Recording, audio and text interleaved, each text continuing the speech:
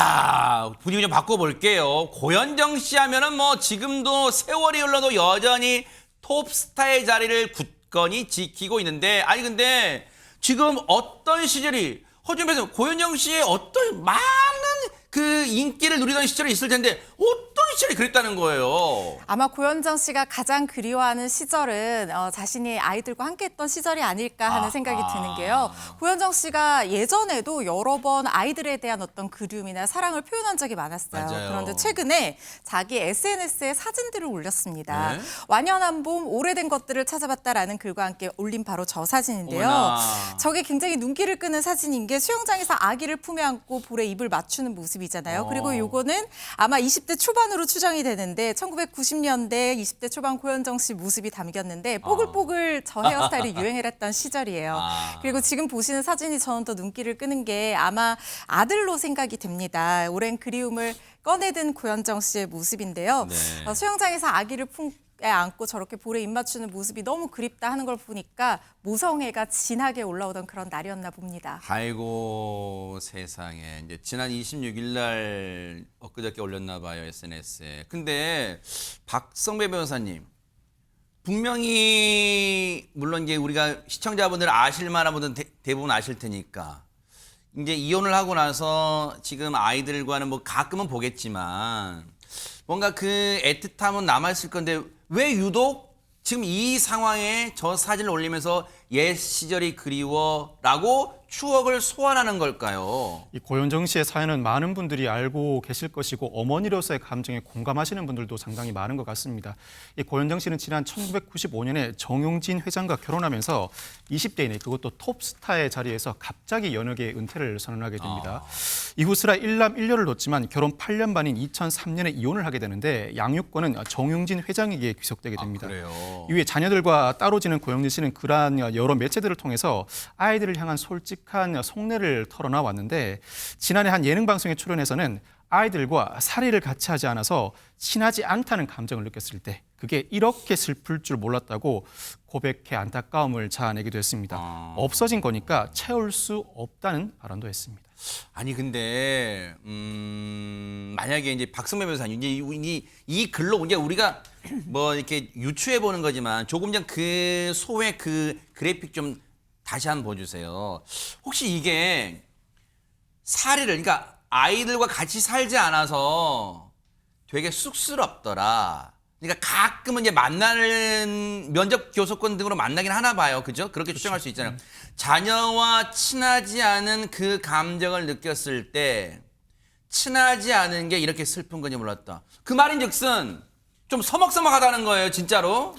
끼엄끼엄 봐서. 면접 교섭은 아이들이 미성년자이다 보니 지속적으로 하고 있을 것인데 친하지 않은 감정을 느꼈다는 것은 아이들도 나름대로 현재 상황에서 잘 살고 있고 자신 즉 어머니가 없어도 별다른 흔들림 없이 지내고 있을 뿐만 아니라 면접 교섭을 종종 시행하지만 같이 살고 있을 때만큼 친밀한 감정을 나는 가지고 있지만 아이들은 그만큼 느끼지 못하고 있는 것 같다. 내 마음과 아이들의 마음이 같지 않은 것 같다.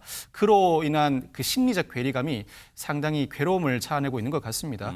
앞으로 당분간 면접 교섭은 진행할 것이고 또 아이들이 성인이 되면 그때부터는 온전히 아이들의 선택에 맡겨져 있습니다. 네. 친모를 얼마나 자주 만나고 어느 정도 두텁게 교류할 것인지는 아이들 선택에 맡겨져 있는데 이 성년이 되었을 때 아이들과 지금처럼 종종 만날 수 있을지 어느 정도 관계를 지속할 수 있을지 나 혼자만 그 그리움을 안고 살게 되지는 않을지 나름대로의 외로움과 두려움을 느끼는 감정을 가지고 있는 것 같습니다. 최진봉 교수님. 네.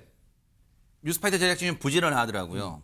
굳이 알아봤더니 지금 정용진 회장과 고현정 씨 슬하에 태어났던 일남 일녀 두 자제분은 성인이 됐더라고요. 이제 만 20세가 넘었던데 그래서일까요? 우리 보통 그런 거죠. 아이 때는 엄마가 더 그리운 감정도 생길 수 있고 한데 지금 성년이 되다 보니까 각자의 생활에 바쁘다 보면 엄마에 대한 그리움도 좀 희박해지고 뭐 그럴 수 있을까요? 어떻습니까? 이런 거잖아요. 그러니까 이성적으로 엄마인 건 인식을 하는 거잖아요. 근데 만남이 하지 않거나 만남이 적으면요. 그게 실제적으로는 안 느껴져요. 그러니까 머리로는 엄마가 맞아요. 예를 들면 엄마는 좀 잠깐만요. 저 문장 지금 보세요. 네. 최진봉 교수님. 저는 저 문장이 야 물론 저와는 관련도 없는 분이지만 고현정 씨가 친하지 않은 게 이렇게 슬픈지 몰라도 먹먹하게 좀 다가오네요. 제가 중간에 그렇지. 말씀드리자면 네네. 매스컴 소개된 바가 있는데 고현정 씨가 이혼할 때 이혼 조건이 자녀가 성인이 될 때까지 면접 교섭권이 없는 것으로 돼 있어서 아이들이 클 때까지는 직접 만나본 적이 없습니다. 세상에. 예, 성인이 된 이후에 그래요? 개별적으로 SNS를 갖고 있는 자녀와 연락이 돼서 만나고 있는 거지 만난 적이 없습니다. 그래서 그러면 앞서 그 얘기가 이제는 뭔가 일맥상통해 뭔가 느껴져요. 다가와요. 성인이 될 때까지는 보세요. 굳이 말하면 몇 년생인지 자제분들이 몇 년생인지 밝히지 않을게요. 근데 어쨌든 10년 넘게 떨어져 얼굴도 못 보고 면접 교섭권을 행사하지 못하고 지내다가 성인이 된 다음에 보려고 하니 최재문 교수님, 네. 그죠? 당연하죠. 뭔가 그 시간의 격차, 단절 그럼요. 그게 네. 오나 봐요, 진짜. 당연히 그럴 수밖에 없어요. 사람 아무리 그러니까 가족이라 하더라도 계속 떨어져 살아보세요. 그래서 이웃사촌이라는 말이 나오잖아요. 가족도 계속 안 만나면요. 만나면 할 얘기가 없어요. 그리고 맞아요. 서먹서먹해요. 그렇죠. 무슨 얘기를 해야 되지? 어떻게 접근을 해야 되지? 이런 느낌이 들잖아요. 네. 차라리 친구처럼 매일 만나는 친구가 가깝지 가족이라도 10년 이상 안 만나보세요. 네. 그러면요. 정이라는 것이 생기기가 상당히 어려워요. 그러니까 고현정 씨가 느끼는 저런 감정은 충분히 이해가 돼요. 네. 누구든 우리가 어떤 상대에 대해서 10년 이상 만나지 않고 있다가 갑자기 만나게 됐다? 그러면 옛날의 추억은 얘기할 수 있지만 그것도 짧은 기억 속에 다 갇혀져 있기 때문에 더 이상 진전이 안 되는 거예요.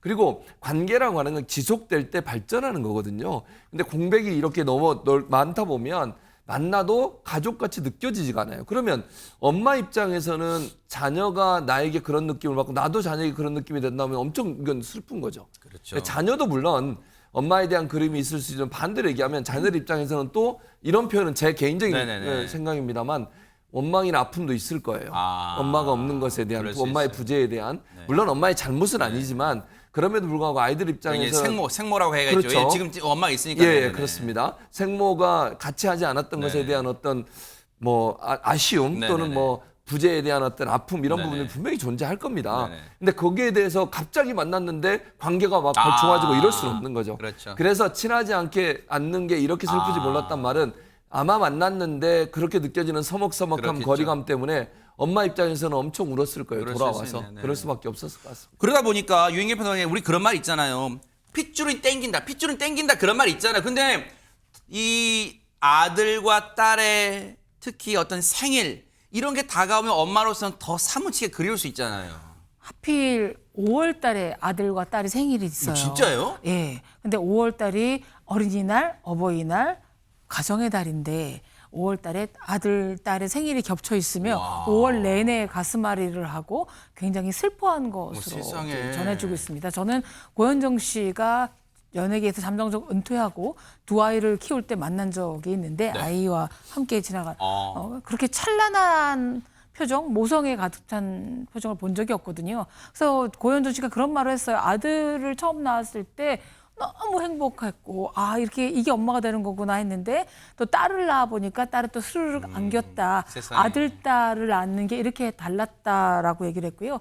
입덧도 심하지 않고 몸고생도 하지 않아서 아이를 한 4명쯤 낳고 싶었었다라는 소회를 밝히기도 했는데 그동안 못 봤을 때 아이들의 체육대회나 이럴 때 친정엄마가 가서 사진을 찍어 오면 몰래 와서 그걸 바라보고 세상에. 전해졌던 거 알고 있고요. 누구보다 굉장히 모성애가 강한 고현정 씨여서 네. 이제 50대 후반을 넘어가고 있는데 새삼스럽게 이제 늘 그리워했던 더구나 5월이 다가오니까 옛 추억과 더불어서 이제 그런 모성애를 보여준 것 같습니다. 세상에. 하재근 평론가님.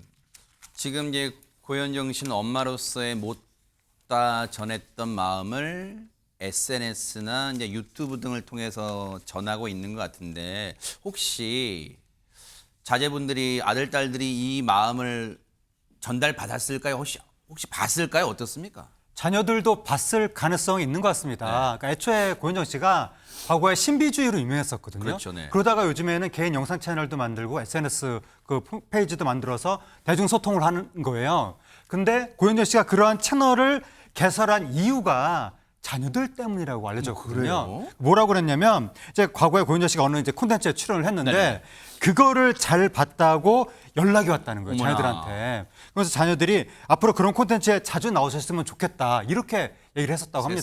세상에. 그 말을 듣고 이렇게 영상 채널도 만들고 SNS도 개설을 했다는 거예요. 그러니까 아마 이 엄마의 이러한 마음이 그 SNS 같은 걸 통해서 전달이 되지 않았을까라고 추정이 되는데 고현정 씨가 또 뭐라고 그랬냐면 저를 제 자식들과 연결해서 안쓰럽게 생각하시는 분들이 있는데 근데 저는 자식들한테 부담이 되고 싶지 않다.